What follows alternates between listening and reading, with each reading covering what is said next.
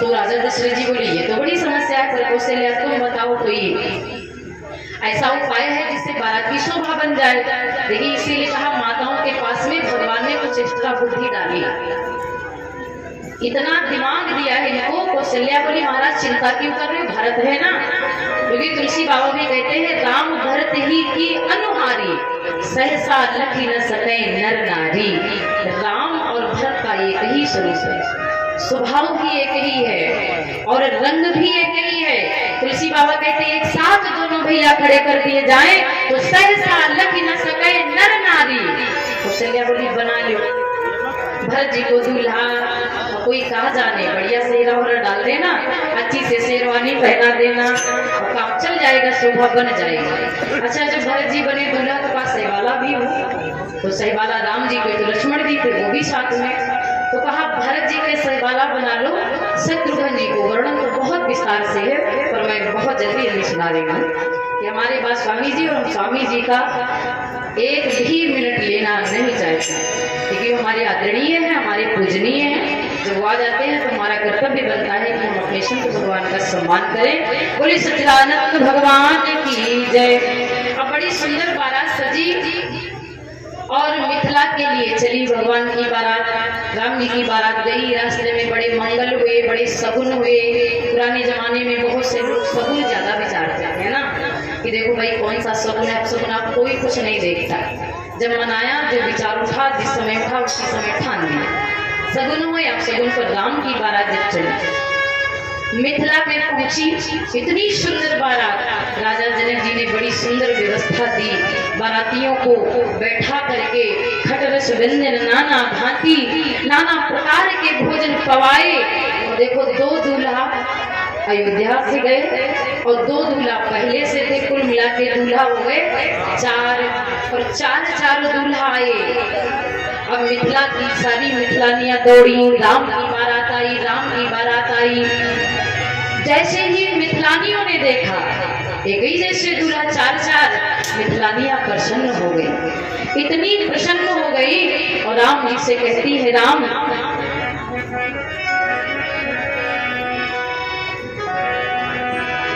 कि आज मिथिला नगरिया निहाल सखिया।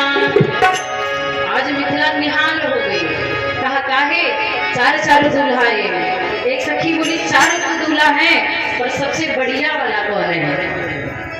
कहा बढ़िया वाला कि 4 दूल्हा में बड़का कमाल सखिया। 4 दूल्हा में बड़का कमाल सखिया।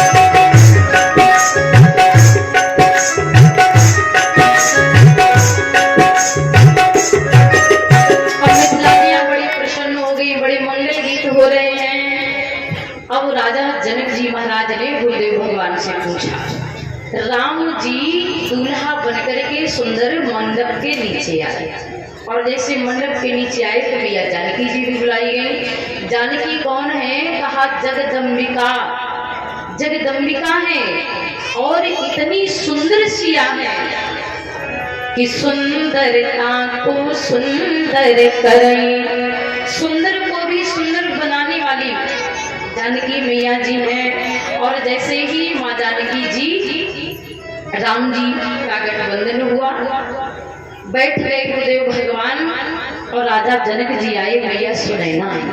सबसे पहले बेटी का क्या होता है? कन्यादान। राजा जनक जी ने मैया सुनैना जी के साथ में कन्यादान किया, और कन्यादान करने के बाद में भगवान को आदेश मिला कि राम सिया सिर से दूर दे। राम जी ने माँ भगवती जी की मांग को सिंदूर से भर दिया। प्रमुदित मुदित भामरी घेरी, फिर भगवान की भामरी पड़ी। अच्छा, भगवान का भी विवाह हो चाहे किसी का संसार में विवाह हो, कुछ ऐसे लोकाचार में आज भी निभाए जाते हैं ना। विवाह के बाद में क्या होता है? कलेवा होता है ना। तो भगवान का कलेवा जब होने लगा तो राजा दशरथ जी बैठे, गुरु वशिष्ठ जी बैठे, विश्वामित्र जी बैठे, चारों भैया बैठे, सबके सामने भोजन की थाली आई, पर भोजन कोई पा नहीं रहा था। अच्छा, मिथिला की हमारी माताएं ये बहुत बार सूचना आई कि अपनी बार ब्रह्मा जी ने कुछ मिथिला के पारंपरिक गीत या गाली या सोहर नहीं सुनाए। तो आज भगवान का विवाह हो गया, एक दो मिथिला की गाली जरूर होंगी, और हम अपने जो है स्वामी जी से थोड़ा क्षमा मांगेंगे। आ जाएंगे तो ठीक है, बस एक जो समय के हाँ ठीक है, हम आपकी आज्ञा का अवश्य पालन करेंगे। और 5 मिनट अभी है हमारे, उसमें एक गाली हो जाए, फिर अभी बाद में समय फिर मिलेगा। और हमारे स्वामी जी का जैसा आदेश उन्होंने बताया कि उन्हें अभी अपनी कथा बोल के तुरंत ही यहाँ से निकलना है, इसलिए और हम सभी लोग रहेंगे, और इसके बाद में जब उत्सव मनाया जाएगा तब होगा ये। तो भगवान का कलेवा हो रहा है, उसमें बहुत सुंदर मंगल गीत गाली हो रही थी, कोई पा नहीं रहा था। तो उधर से एक सखी ने गाया कि सखी दिलो राम जी का गारी, ये ऐसे ना कहिए, सखी दिलो राम जी का गारी।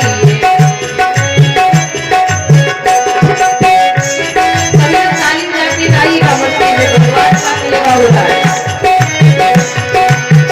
अब ऐसे सखियों ने इतना कहा तो जितने लोग बैठे थे आश्चर्य में पड़ गए कि गाली मिलेगी किसको पहले।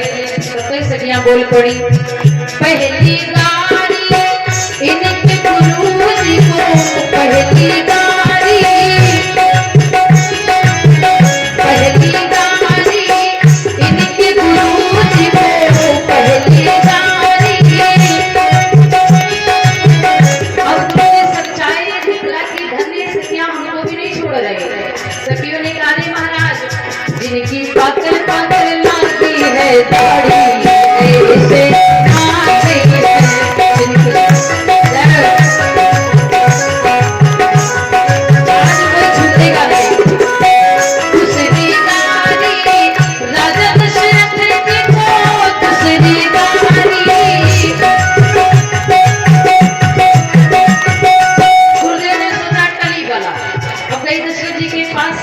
दशरथ जी समझाए, बोले गुरु जी हमको भी नहीं छोड़ रही है।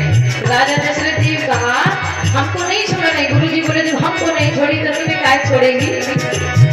दूसरी गारी राजा दशरथ जी को, दूसरी गारी, इनके तीन घर है नारी, ऐसे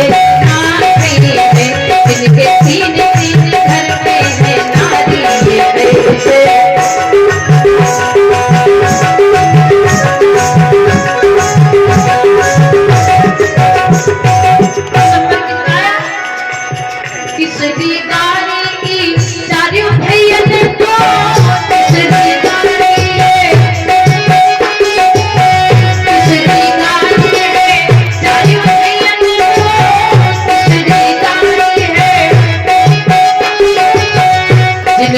की जय दे